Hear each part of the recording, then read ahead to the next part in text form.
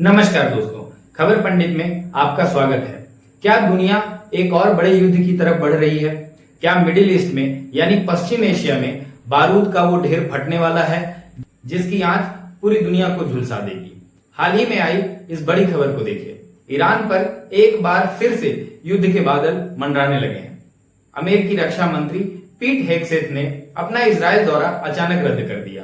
इसके साथ ही अमेरिकी राष्ट्रपति डोनाल्ड ट्रंप का एक बड़ा बयान सामने आया है जिसमें उन्होंने कहा है कि ईरान के साथ शांति समझौता अब पूरी तरह से खत्म हो चुका है। इस खबर के आते ही कच्चे तेल की कीमतें आसमान छूने लगी। आज के इस वीडियो में हम गहराई से समझेंगे कि आखिर अचानक ऐसा क्या हुआ कि चंद दिनों का युद्ध विराम टूट गया और अमेरिका ईरान आमने सामने आ गए। तुर्की का अंकारा में नाटो समिट चल रहा है जहां राष्ट्रपति ट्रंप और रक्षा मंत्री पीट हेगसेथ साथ में मौजूद हैं और इधर ईरान ने स्ट्रेट ऑफ हार्मुज के पास 3 कमर्शियल जहाजों पर हमला कर दिया जिसे अमेरिका ने सीज फायर का उल्लंघन माना और इसके जवाब में अमेरिकी सेंट्रल कमांड ने रात भर ईरान के ठिकानों पर भारी बमबारी की। जवाब में ईरान के रेवोल्यूशनरी गार्ड ने पलटवार करते हुए बहरीन और कुवैत में स्थित अमेरिकी सैन्य ठिकानों पर करीब 85 मिसाइलें और ड्रोन दागे। इसी गंभीर तनाव के चलते हेगसेथ को अपना इजरायल दौरा रद्द करना पड़ा। ट्रंप ने ईरानी नेताओं को बीमार लोग कहा और साफ कर दिया है कि अब बातचीत या डिप्लोमेसी का समय खत्म हो चुका है। उन्होंने ईरान की इस हरकत को एक कैंसर बताया और आगे उन्होंने कहा कि इसे खत्म करना जरूरी है। वैसे ट्रंप प्रशासन हमेशा से ईरान के प्रति मैक्सिमम प्रेशर की नीति अपनाता आया है। साल 2018 में भी ट्रंप ने ऐतिहासिक JCPOA यानी ईरान न्यूक्लियर डील को तोड़ा था और 2026 में भी जो नया सीज फायर समझौता बनने की कोशिश हो रही थी वह पूरी तरह ध्वस्त होता दिख रहा है। अमेरिकी रक्षा मंत्री हेगसेथ का इजरायल दौरा केवल ईरान पर चर्चा के लिए नहीं था।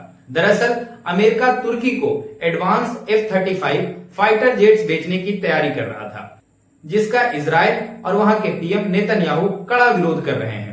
इजरायल का मानना है कि तुर्की को ये जेट्स मिलने से मिडिल ईस्ट में पावर बैलेंस बिगड़ जाएगा। जैसे ही अमेरिका और ईरान के बीच सीधी जंग शुरू हुई, हेगसेथ को इजरायल का दौरा टालकर इस युद्ध की स्थिति को संभालना पड़ा। आइए समझते हैं कि ग्लोबल इकोनॉमी पर और भारत पर इसका क्या प्रभाव पड़ेगा।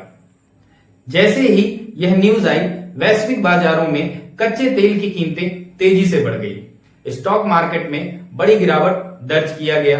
पूरे विश्व में राजनीतिक उथल-पुथल बढ़ गई। भारत के लिए यह चिंताजनक क्यों है?